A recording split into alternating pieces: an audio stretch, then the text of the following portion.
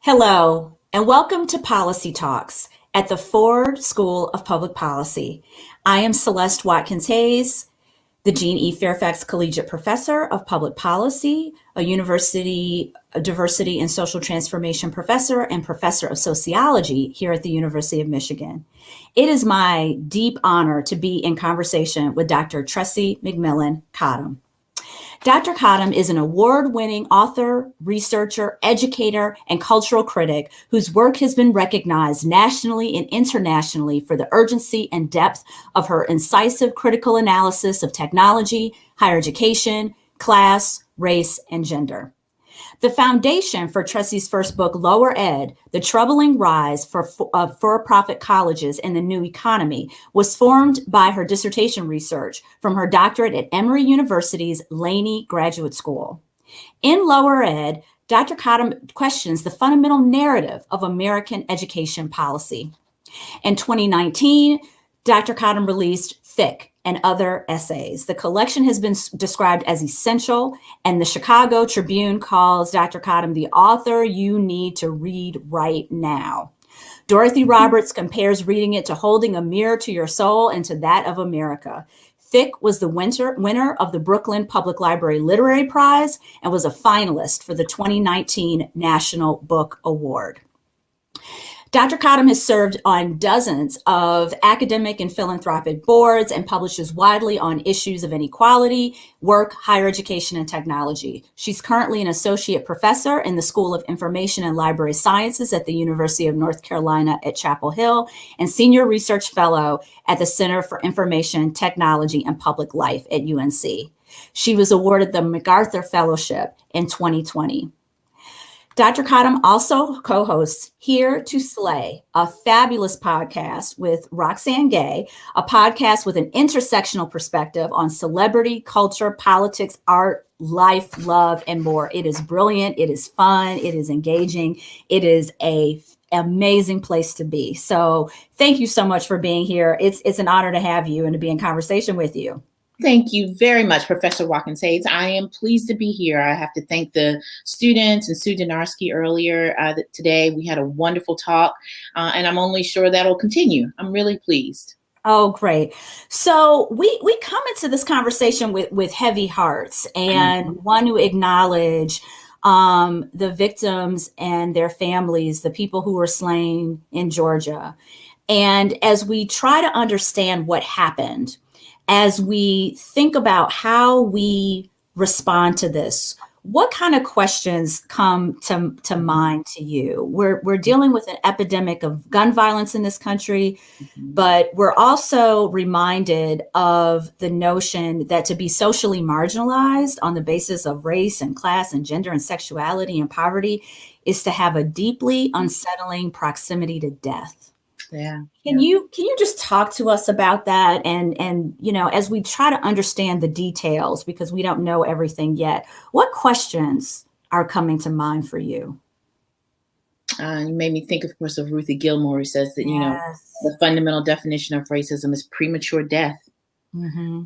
And if you don't look at what happened in Atlanta as part of a continuum of our decision about who deserves premature death and who does not, then you miss probably the most important parts of what has happened in Atlanta beyond the immediate and direct tragedy of the violence of the 8 people who were killed, most of them Asian and Asian American women. It is worth noting for reasons that you point out so well, and that hopefully we would all be familiar with, which is that not all of us bear equally the cost of America's preoccupation with capitalist extraction, oppression, and the gun violence it produces. That's just the story of the American narrative about whose lives we are willing to put on the line to defend the right of other people to control the terms of extraction. right? That's what we have seen since, time immemorial since the founding of this nation, certainly. But over the last few years in particular, a ratcheting up and a clarification of the call to violence. It was everyday routine violence against minority people in this country. And so it's part of that continuum, one that is as tied to racism and sexism and immigration and colonization as is any mass murder in this country. A country that, by the way, has far more of these than any other country in the world. This is a uniquely American problem, right? That is predicated on what the American tension is. That is that this was one of the first major democratic nations, but it was also built inherently on enslaved labor, and on the expansion of global slavery. Until that dialectical tension is resolved, the nature of American violence will always look like what we see in Atlanta today. And so we know the narratives. We know why people feel emboldened to do what has happened in Atlanta.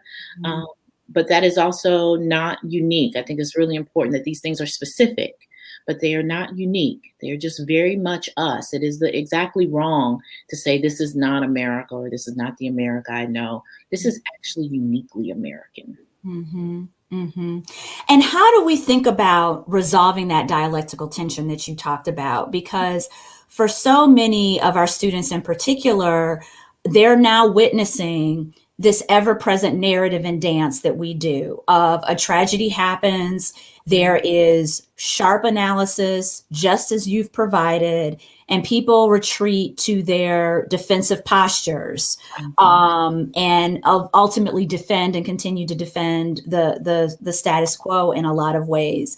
How do we break through that? How do we break that dance, that cycle of thoughts and prayers but no action, of the kind of lack of embrace of a deeper analysis of these issues? And I know that our students are wondering this because, they're here to change the world, right? And they're trying to figure out and gather the tools to be able to address some of these seemingly intractable problems. So how do we break that tension? It's fascinating. They say, one of the things they told us repeatedly when I was in graduate school is that studying race, class, and gender inequality means to constantly advance your own skill set while negotiating a world that willfully refuses to negotiate that same skill, right? It is to become expert in something that people just don't want to know. That is fundamentally our problem. There is almost no problem in public policy where we don't know what the answer is. I think it's really important for people who are entering public life to understand most of our problems are not problems of empirical limitation. They are problems of political will. Yeah. Right. And so no matter what you are studying, when you enter into the realm of public life, you are entering into politics, small p, not big politics like run for office or et cetera, but you are dealing with the everyday negotiation of politics because people know the right thing or they will know the best or the effective thing to do by and large. Usually what you're dealing with is a willful resistance to the right thing. And that's because it is either comes with political consequences, right, or personal sacrifice. Right? So what do we know historically about getting people over their inertia to the right thing to do? In politics, both big P and small p, you only do that a couple of ways, and only one of them, to my mind, is desirable. But there are only a couple of ways. I mean, there is just direct conflict, obviously. But there's also building solidarity to make political choices that you want to have happen, the inevitable political choice. Is about shifting incentives such that people who may want to do the right thing have cover to do it, and people who do not want to do the right thing pay a far higher price for not doing it than they would for ignoring the problem. That's some of what we see when we talk about like the the groundwork that has happened throughout the U.S. South, for example, over the last 6 years to sort of build political solidarity and will and capacity to move the needle on things like voting rights, local governance, state governance, and then also, sort of major political party platforms, moving the needle on those things. But I think for people who are entering into public policy with the sense that you want to change things, it is really important to figure out as early on as you can, one, what your own personal constitution is on these things. Mm-hmm. I think that once you are in public life, it's a little too late to determine what you are willing to compromise on and with whom you want to be in solidarity with. Yeah. The sooner you make decisions about, this is my team, these are my beliefs, right? And these are my values. And now I can be moved on means, but I can't be moved on my constitutional beliefs, right? As soon as you can figure that out, right, the better off you are, because you're actually not entering into a war of empiricism. You're mostly entering into a war of narrative and belief and incentives. And the only thing that really works there in a representative democracy, certainly anyway, is solidarity with other people. Mm-hmm. And Tressie, what would you say are your constitutional beliefs? That's a great question. I actually spend time every year revisiting this. That's how I spend my birthday, by the way. I spend the week of my birthday revisiting, sort of like, okay, what do I believe in? And am I still really clear about that? I think my beliefs are really straightforward, which means that they're easier said than lived, because the simple things are the hardest things to live out in your daily life and in your work, especially when there's so many incentives for you to do other things, easier things, frankly. I believe Black people are human. And that is still just a radical statement. It does not mean that we are magic. I mean, all due credit and respect to people who, wave the banner of Black girl magic. But as a person who deals in the complexity of the human condition, I think it is far more important to be human than to be magic. Interesting. Right? Yeah, magical bodies are the ones we don't mind holding up. Yeah. To take the shots for other people. Magical bodies have things done to them so that other people can be more comfortable, right? Magical bodies that are seen as constantly self-generating don't require any investment from the state or from other people. Human beings do. And so for me to say that I believe Black people are human really does shift almost all of my empirical assumptions, right? So I think about the work I do, sociologically. When I come into a room and I say, whatever you have assumed about the rational incentives of other people who pursue higher education or pursue work, they are probably also true for Black people, because Black people are human. That actually does shift assumptions, that there isn't something inherently flawed in our racial category and makeup that makes us, a natural match, for example, for poorer outcomes or poorer opportunities. That's still quite a radical statement to say in some disciplinary conversations. And then in my everyday life, when I try to write for publics, when I try to create a public around an idea or participate in public discourse or in policy narratives, my belief system is always guided by, what is the best I can do here that no one else could have done if they were in the room? If somebody else could have done it, then I just need to get on board with them. And it's about knowing when I'm supposed to be a leader and when I'm supposed to be a follower. And it's not always the case that I need to be leading a conversation. So I try to ask myself, what can I contribute here that only I could have contributed? And if that is of use in that moment, then I do it wholeheartedly, and I do it 100%. But if the best thing I could have done would be to put forward or to join forces with or contribute my energies to somebody who has a better analysis, a better plan, a deeper understanding of the issue, sometimes the best thing you can do is actually follow. And being a leader who knows how to follow is, to me, it is what turns leadership into service. Right. Knowing when to follow. Yeah. Right. So there was so much there in what you said, and that I so appreciate. And thank you for kind of unpacking the phrase Black girl magic and getting us to think about that and complicate that phraseology. I really appreciated that. And then the other thing that strikes me is when you think about analysis and then the plan, that so often is how we think about policy work as well. Mm-hmm. But what I see you doing, which is so powerful, is bringing in a cultural analysis as well to these conversations. So we're thinking about the economic implications of something, the social implications, the political implications, and then you're also thinking about the cultural implications. And I just want you to talk about, I think my suspicion is the reason that you do that is that you don't believe we can disentangle policy analysis and cultural analysis. I suspect that you think that the two go hand in hand. Yeah. And I wonder if you can just comment on that, because I suspect you had to defend that choice of, getting us to think about all that's happening in our society, right? To think about how it's all fitting together through these kind of cultural conversations you're sparking. So can you talk a little bit more about that intersection of cultural analysis and policy analysis? Absolutely. You know who deserves credit for that is my grandmother, who used to say to me, little girl, don't listen to what people say, listen to what people do. I think, right. So what we understand, and how I understand and have translated that into my life is that the policy analysis, the political analysis, and the economic analysis and all that is very important. But that is about who we think we are. Right. It's the story that we tell about ourselves as being rational, being motivated by sort of clear-cut incentives. And if you can just align those properly, you will get the right, proper outcomes. Right. The problem with that is that we have an immense amount of evidence that says we don't operate that way at all.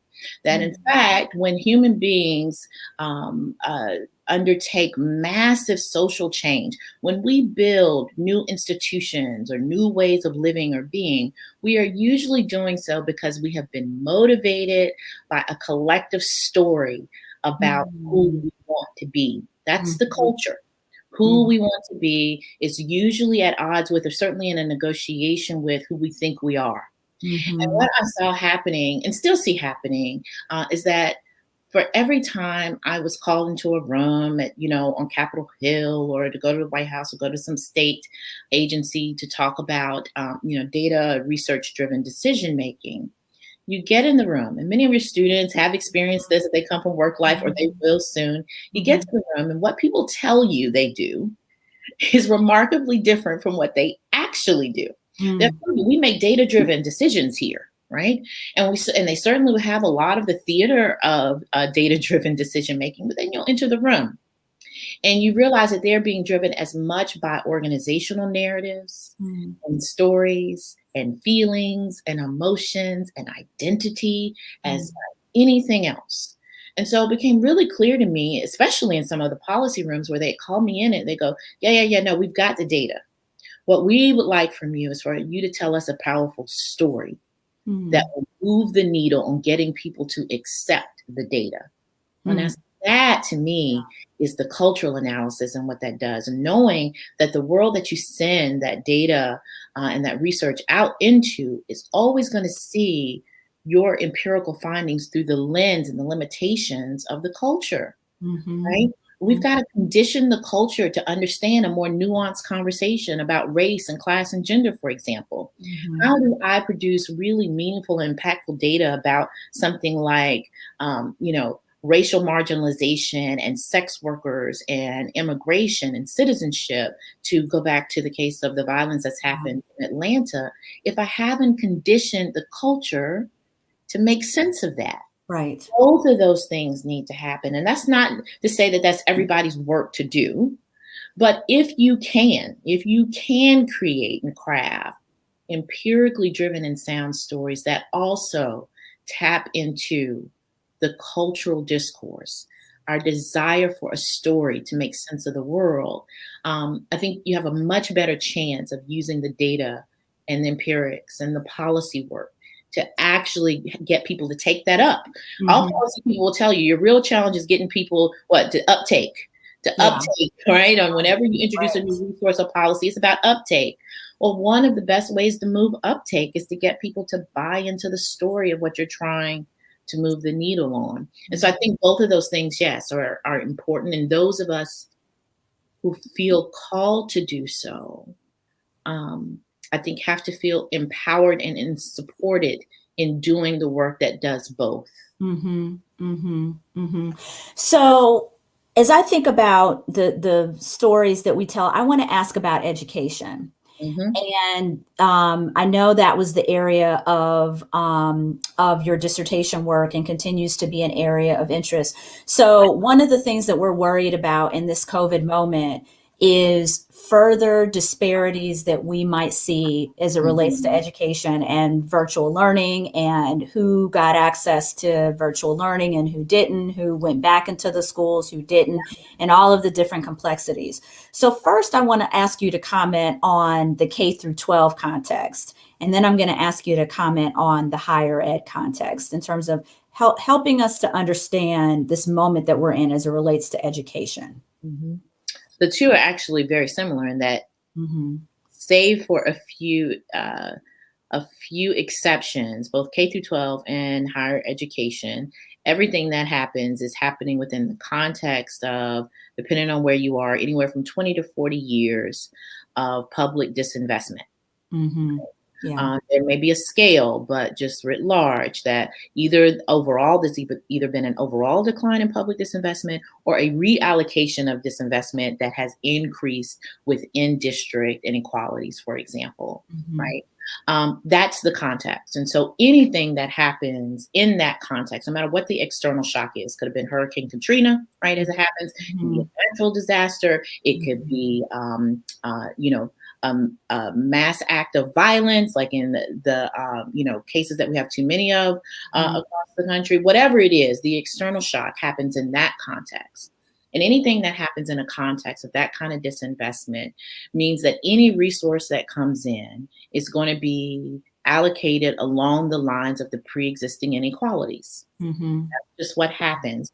If you want investment to sort of transform a district or an institution, you have to do it far more deliberately, right, than what usually happens in these types of moments. That's what COVID was primed to do, and that's what we are seeing happen. At the very start of COVID, when some of the first districts started to close, my first instinct was to go and look and see how we'd managed massive cataclysmic external events and shocks to the education system before.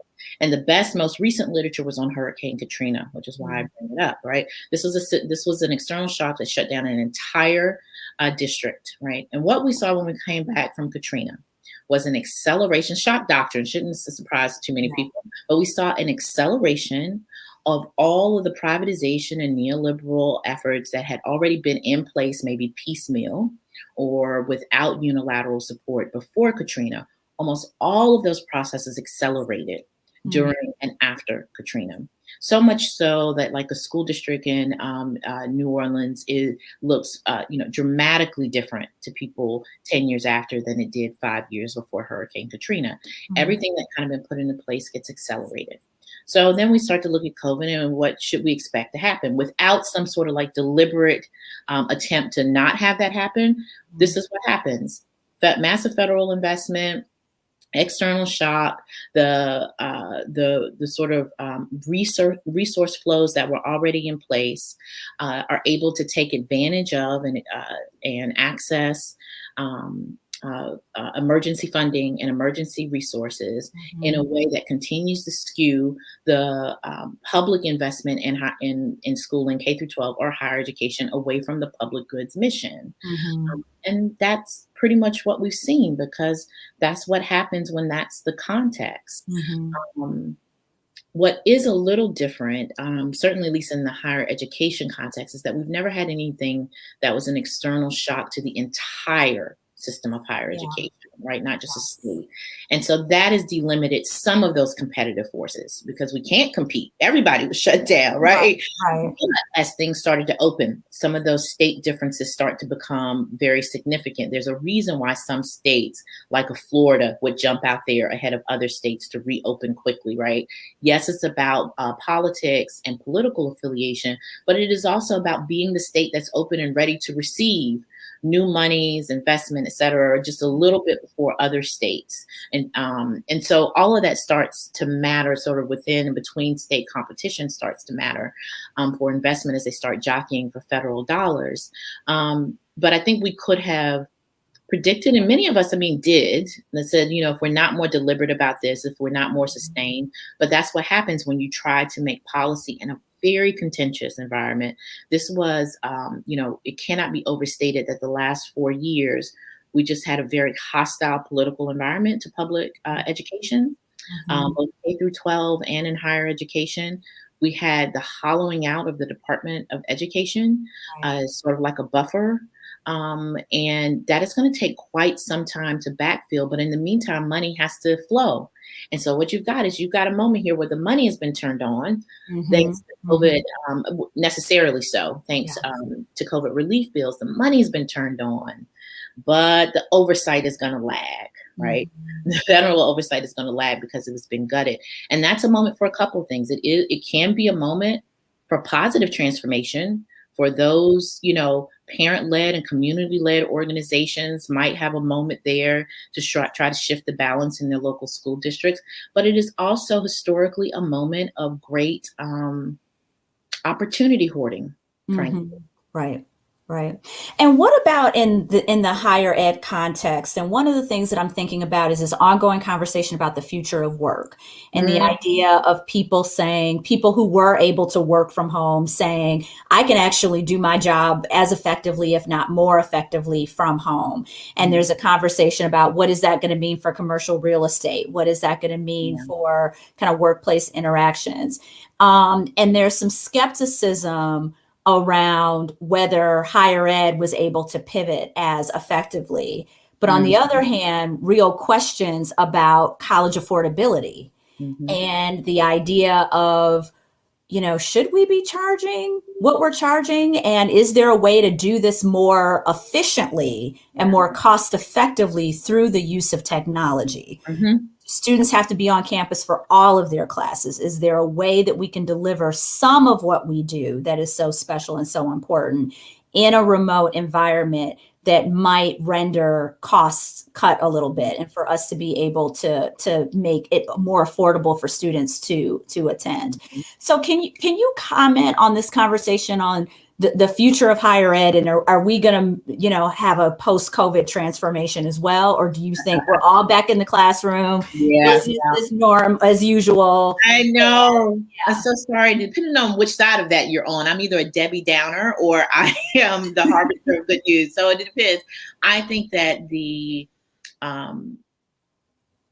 proposals of a radically transformed post-COVID university are vastly overstated because you have to look at what we actually learned from COVID, not what we can now predict people might learn from COVID or what they would experience. So our first thing is very similar to working at home. Online education for the past year has been online education in name only, not in experience, right? Working from home during COVID is not what we have meant by working from home. What we have been doing is emergency survival amidst a global health crisis of truly epic proportions. To call that online education or working from home is a misnomer, right? These are qualitatively different things. Working from home when you can still go to the grocery store, when you can still dine out, when you can still travel mostly freely about the country, about the world really, is not at all what we have experienced over the last year. Similarly, what we have heard from students, people who have done surveys, many universities have already done some of their own. I think there are a couple going on right now. The University of Connecticut and someone else is trying to do a representative survey of students. But even, colloquially hearing from our own students, we know that the experience of going online this last year has not been very positive. If anything, people who are bullish on online education should want to distance themselves from the COVID experience as much as they possibly can, because what people had to do, institutions had to do to make do, right, during these circumstances are not at all what we mean by online education, which is supposed to be high quality and flexible. I'm not not necessarily affordable, but high quality and flexible. And that's not what most institutions were able to do unilaterally over the past year. If anything, I suspect that families and students, especially traditional age students, will be more invested in a traditional on-campus experience after COVID.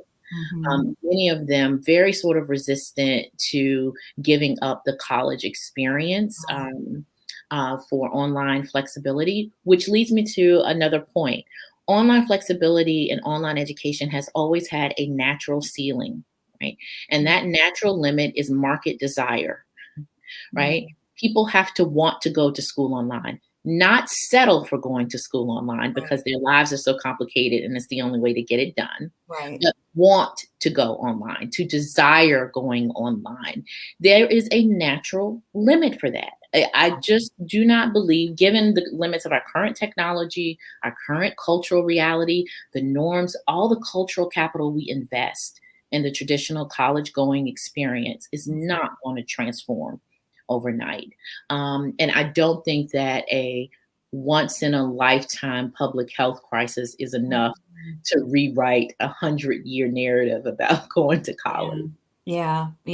And all of the tangibles, but the intangibles that are so much a part of that experience. It's about not just the professor speaking, but it's about the networking. It's about the building of community. It's about the independence of having to strike out on your own and figure out how to solve and address your challenges. Online education is really good at everything but social and cultural capital.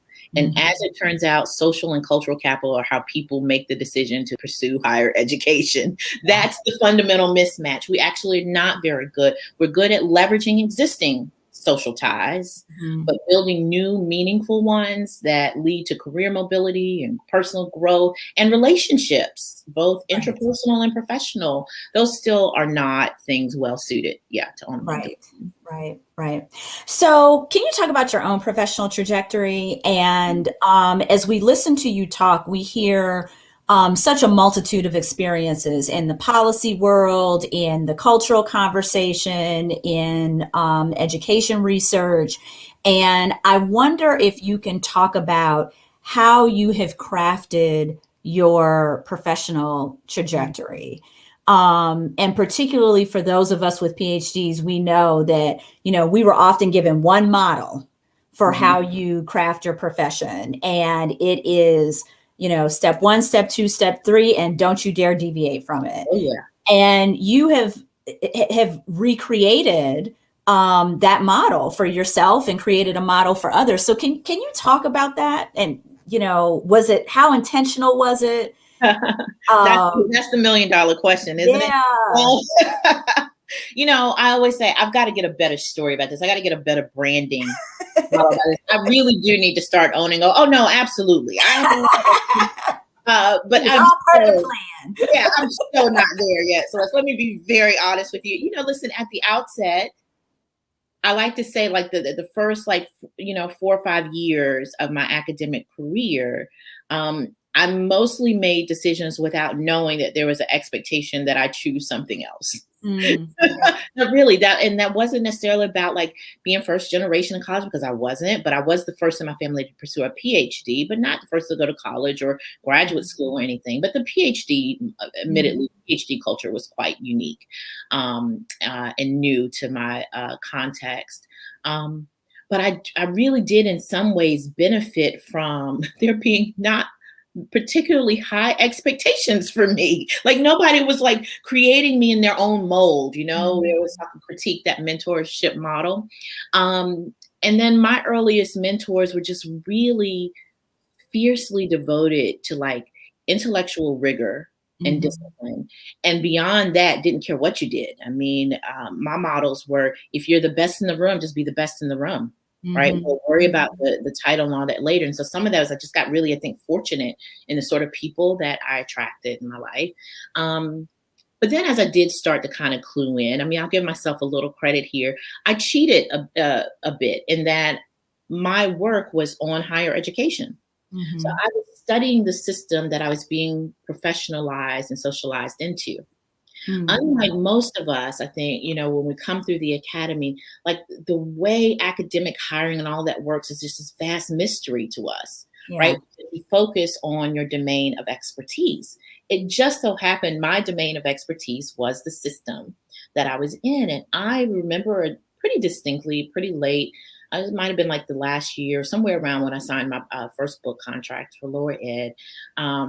Which is like my last year in graduate school, I do remember sort of making a choice about, okay, if I do this, this means this. And I need to know what the risks are and accept them and build a career based on these assumptions. And I remember thinking, I just spent the last 6 years studying everything from the state of adjunctification, financialization and neoliberalism in higher education, public investment, competition, macroeconomic changes. And frankly, it was a little hubris on my part. I thought I understood the problems of academia a little better than some of my senior, professors and advisors. The advice they were giving me was for an academy that no longer existed. I just knew that really well because I'd spent a lot of time studying it. Yeah. And I thought, well, yeah, everything you're saying would make sense if tenure track jobs were still increasing exponentially. If we could count on the expansion of certain disciplinary programs and hires, if we could count on growing year over year student demand for higher education, and I knew all those things had changed. And so I was deliberate in saying, I need to do the best work I can under the best conditions that I can defend. And as long as I do that, whether that was in public work or in strictly narrowly defined scholarship, that as long as I could defend it, it didn't matter who I was defending it to, whether it was a hiring committee or an editor or a public policy person. So I never sacrificed on rigor, but in choosing to speak sort of my own voice and cobble together the opportunities and really just taking advantage of opportunities as they came along. Because some things I couldn't have predicted. I mean, how do you predict a book's reception? You don't predict how, but I could do my best work. Right. As long as I had done that, I thought I could navigate what is fundamentally becoming an increasingly more unpredictable academic trajectory that I couldn't make bets about, the likelihood of a tenure track job opening, but I could control how good is my work and how well can I speak about it. Right. So it sounds like in your leveraging of technology and your understanding of, say, social media, that wasn't, oh, I really like to tweet. That was you understanding the direction of how information was flowing, right? And how higher education was shifting in terms of what experts were going to be called to do. Not all are going to be called into tenure track jobs, although you have one. But part of our public work is going to have to be more outward facing by design, because the pipeline of students that will be sitting in front of us and the pipeline of tenure track jobs was fundamentally shifting. So you realized that your voice as a professor was going to have to be much more kind of outward facing and to build a career around that. And that certainly I could better identify and anticipate changes if I was participating in the conversations where those changes were being negotiated. I mean, what I had learned from my dissertation research, where so much of it was happening in real time. So some of my earliest forays into like public discourse or social media was really about me trying to keep up with this super fast moving environment. I mean, the political environment for for-profit colleges in 2005, I think it was that there was literally a news item every day. It was constantly being litigated. Like my work, what I was having to respond to just didn't live in the archives, right? It wasn't in the journal. It was so present that I had to be there. And then once I was there, I got a sense that, wait a minute, the people who were speaking to this did not necessarily come through these pathways. And that I would be expected, if I was going to be the expert on this subject, I would be expected to talk to them just as much or as well as I spoke to other academics. And so I did start to sense very early on that is where, the center of gravity had shifted on where discourse was happening and where policymaking narratives were bubbling up, and that I probably needed to be there. Yeah. We have something else in common in that we've both spent time at predominantly white campuses, but we've also spent time on HBCU campuses, Oh, yeah. historically Black colleges and university campuses. So I'm a Spelman alum. Of course you are. I looked at you. So, and talk to us about your undergraduate experience at an HBCU, and help people who don't know, or people who do know but always like to hear about that very unique and special context and environment. There's nothing like it. Yeah. And I say that as somebody who, for my daily life, when it is not the pandemic times, I have been on the road almost constantly since my last year of graduate school. I visit university campuses as just a regular part of my experience, and they are some of the most amazing communities, probably ever developed in the U.S., certainly inside of a formal institution. And I love college campuses. I choose to live, I'm in Chapel Hill. I chose that for a reason. I love this life, and I love that lifestyle. Having said that, there is nothing like an historically Black college experience. And that is not to say that it's perfect. What it is, I write about this a little bit in Thick, and I've written about it in response to several years ago. I did sort of like a series of essays in response to Ta-Nehisi Coates in The Atlantic. And Ta-Nehisi is, famous for talking about Howard, the Mecca on the Hill, and his experience there. And I always, and I would kind of come behind him, and I complicate it. I go, listen, we're not perfect. Back to that, my very first point about we ain't magic. We're human. Right. So we're not perfect. This is what Black institutions are. They are institutions that assume the humanity of its Black students. And when you are Black in America, it is probably the first and the only time that you will be in an environment where your humanity is assumed. What is possible for you when you are not defending your very existence every day of your life for that excuse me for me, longer than 4 years, it's okay. But whatever that 4 to 7 years is for you that you spend. Some of us are having a really good time. My mentor said it there, likes to say, that's why you were there so long. Good point. But it all worked out fine. It's okay. Right. However long you are there is almost no place in the United States of America where Black people control enough of the institutional relationships to provide even that kind of assumption and to have it built into the everyday functioning of an institution. We really only have two. We've got the Black church and we've got Black colleges and universities. And so what becomes possible for you? Listen, there's a ream of data about aptitude and self-efficacy and success, the long tail of success for African-American students who attend Black colleges and universities. And it's not just about what happens there academically. It is about basic psychology, which is that when you are safe, not just physically safe, psychologically safe. When you're psychologically safe, you can self-actualize. That's all it is.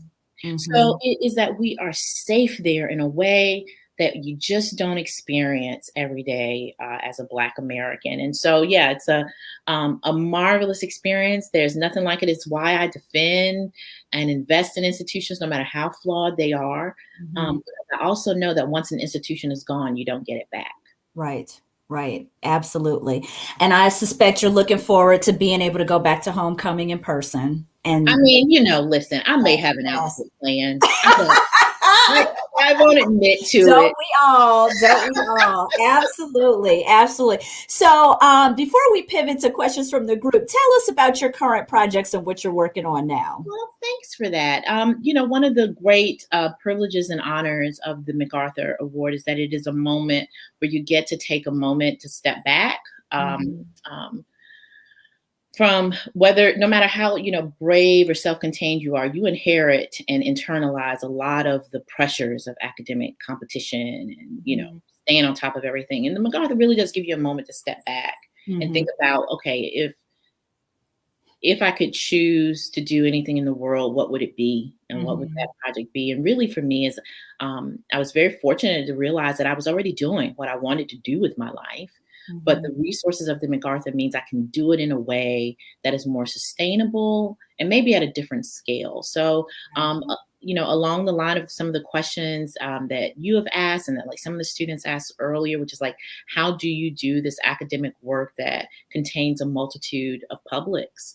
I am thinking very seriously about how to sustain that kind of work and invest in that work beyond myself, right? How do I provide or create with others a space for academics who I think there are many of us who have maybe not a long-term parallel public career as I have and probably will have at this point till it's all said and done, but who in our work, just by the nature of how we tend to come to our research questions, very motivated usually by our personal experiences, I think we all have in us that one public, long-form, research-informed essay that can shift a critical public narrative. How do I support that? How do we give the academic a year to take a moment to write in a different kind of way for a different kind of audience? So that's what I'm starting to build. I have a project called Essaying, where I'm talking about the form and the craft of writing for a public audience as a scholar, with the long-term plan of partnering with some organizations to make that a sustainable fellowship. That will support mostly minority and women scholars to write in this sort of way for the one project I say that nobody but you can write. Yeah. What would that thing be? Because I do think that is super important to shifting narratives in a media-driven world like the one that we live in, where it's both cheap to create discourse, but really expensive to access high-quality discourse. Yeah. We need more people in the room who look differently, who think differently, and who can bring different experiences to those narratives. And so I'm thinking about supporting that, and we're slowly building out that apparatus.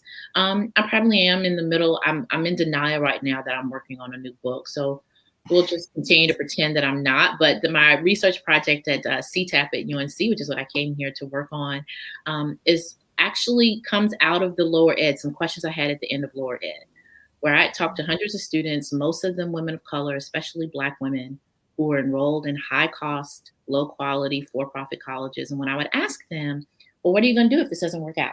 There's no job for you on the other end. You got $110,000 in debt. You're going to come out with a PhD or EDD or a nursing doctorate from a for-profit college that may or may not be accepted in the field. And they would say to me, well, that's all right. If I don't get a job, I will just go into business for myself. And I kept thinking, wow, how entrepreneurship had become a catch-all social policy prescription for all these other intersecting social inequalities, right? We tell people to go into business for themselves because we don't want to invest in improving the quality of work. And so we call them the hustle studies. We're thinking about hustle as a way of entrepreneurial survival among women of color in digital economies. And so we're also working on that. Okay, wonderful. So we have some questions from the community, and one of them is about allyship. And I would love for you to talk about what is high quality allyship look like? And the way the person phrased it is, this is the golden age to be white and woke in America. Yeah. And then they go on to ask about allyship. So can you talk about that? Allyship isn't even my favorite word. I like to say to people that an ally should be a way station on the way to becoming a comrade. Yeah. And so the difference for me is that an ally is someone who has learned about inequalities, has learned about injustices, and feels personally implicated. A comrade is someone who has learned that their personal implication will come with personal sacrifice. Yeah. There is. So for me, it's probably a necessary step on the path to solidarity, but it is not a sufficient one. And I actually think we've done ourselves a bit of a disservice in the public discourse about how we have made allyship the goal, right? Mhm. Allyship is just a stage of identity development. It means Mhm. you can do consciousness raising, and you should. Back to the point though about how important it is to serve in our leadership, to know when you need to lead and when you need to follow. I think those are Mhm. very important things to develop as an ally, but always with the understanding that for us to move into a space of sharing the burden will always come with sacrifice. But I think it's important to point out that in exchange for that sacrifice, you are ultimately freed from all of the lingering restraints that allyship puts on you. Mhm. So it is better to become a comrade. I think it feels better. Yes, there's personal sacrifice, but there's so much collective benefit that then spills over to your personal experience. But it doesn't mean it's easy. Yeah. So I think the best allies are the ones who are not trying to stay allies. Hmm. The ones What who does are that personal sacrifice look like? People really don't like to talk about this, which is fascinating. I've been thinking about this a Yeah. lot recently. I wrote, a short piece a few months ago about, the goal of becoming anti-racist was always to break up with white supremacy. Like, I don't know if anybody told you, but it was Mhm. supposed to come with some sacrifices. And I think Yeah. we forget that part, that this idea that you can change nothing else about your life as long as you talk the talk, right? Right. That Right. that is sufficient. But it means some relationships will not survive. Yeah. Just like any other developmental stage. You don't keep all of your friends from 5th grade as a Mhm. middle-aged adult. The same happens if you think about your racial identity development. You Mhm. will lose relationships, but you will gain better, more honest ones, because now you can be who you are, because you aren't just an avatar for white supremacy, right? Once Mhm. you can become more human, you then have better, more sustaining friendships, edifying friendships and relationships, but you will lose relationships. So, every year around the holidays, you get all of the wonderful race talk and allyship about how do you talk to your racist uncle at Thanksgiving? Well, see, a comrade knows that your racist uncle doesn't come to Thanksgiving. Mm. that's the Right. that's the developmental process and stage, because you start to see yourself as having a stronger kinship and tie to others than you do to this relation, and that you'll lose some of those. It Mhm. means in the organizational context, very often, it does mean that sometimes your pet project, the one that you would benefit from the most personally, should be tabled for another project that will Right. serve a need that hasn't been met before. That's Mhm. what I mean about sacrifice. It isn't Mhm. that resources are limited, but that everybody isn't going to get what they want all of the time. That to me is sort of a maturity process. Right. Right. I think one other question I have related to that, and it's another question that people have asked, is grappling with these obvious displays of power and white supremacy. And for many of us, we have a long view of history. We know that it's been there, and for others, it's a shock to the system, and they're trying to have an intersectional analysis of it. So one of the questions that I got is, can you tell us about some of your current ideas on the performance of white femininity in politics? For example, how does Marjorie Taylor Greene capitalize on tropes of white blondness as the Sure. gold standard of gender capitalism to Mhm. advance her particular political power? Or how Lauren Boner, I'm not sure if I'm saying the name correctly, invokes ideals of thinness. How do you see Mhm. these performances evolving over the next decade? And I'm thinking about the writing that you do in Thick and how it's so perfectly suited to take on this very sophisticated question. Oh, thank you for that one. And if somebody can email me later if they ever want credit for the line that I just wrote down that I will be borrowing, and that is the gold standard of gender capitalism, because that works on so many levels. Mm-hmm. Because it is about blondness, which I've been critiquing lately as the culturally acceptable avatar of white eugenicist ideas of white supremacy. Mm-hmm. This longing for an investment in a genetic recessive expression of white purity that gets manifest as our cultural valorization of blondness, which so many, by the way, of the sort of extreme right, most of the most extreme right candidates like Marjorie and Boner, and there's a handful of them across the country who play in those tropes.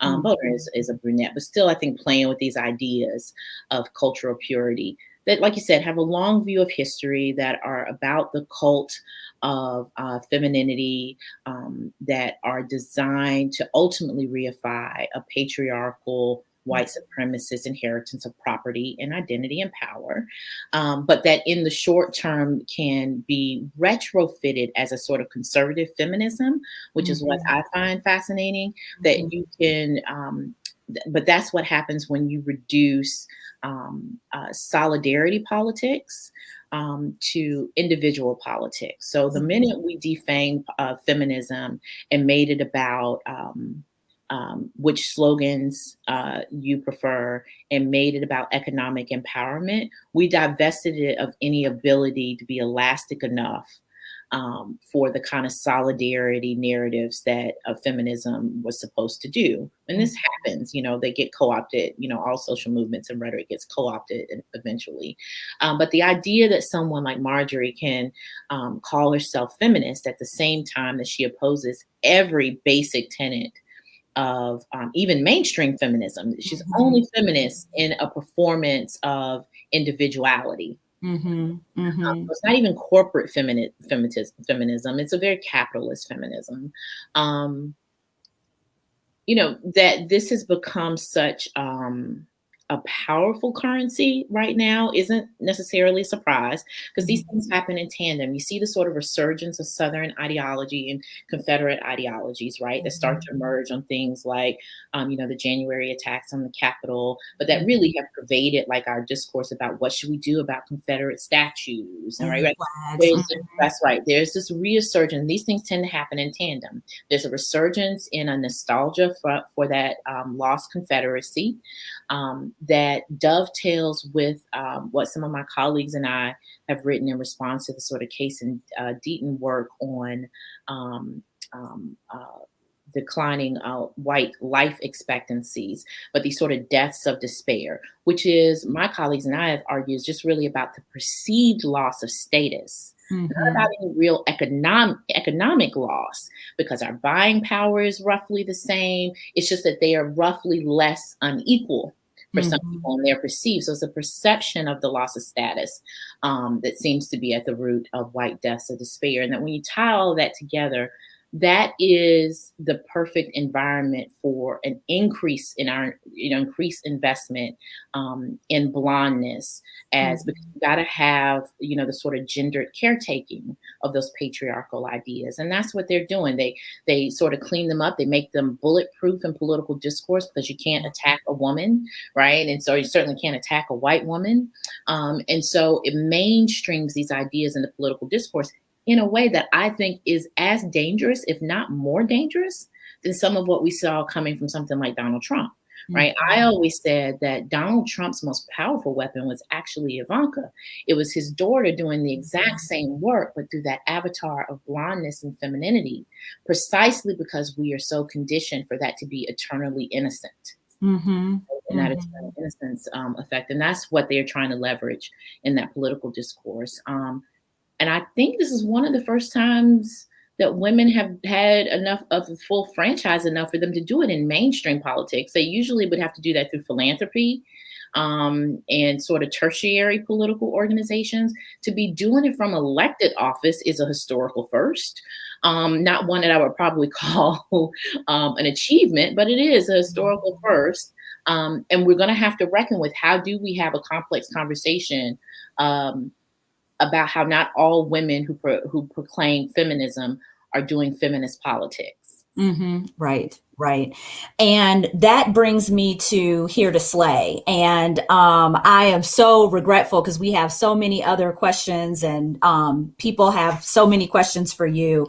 But I would love for you to talk about Here to Slay because I suspect that that is also a space in which people can hear from you and engage with you and, send tweets your way that you may kind of incorporate into the conversations that you have with Roxane Gay.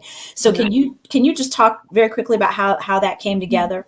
Yeah, well, so when we were Can pitching find the you. show, Roxanne and I had been friends and always had a really good time together. We would do these live events sometimes together.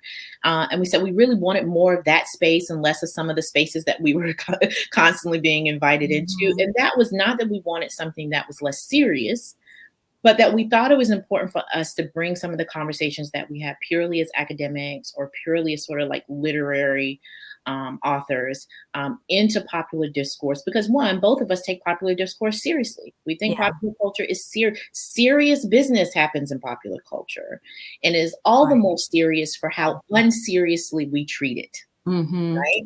Right.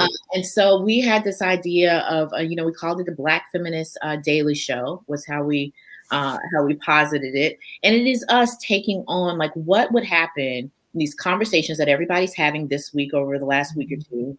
What would happen to that conversation if we assumed the full humanity of Black people and LGBTQIA people in the room?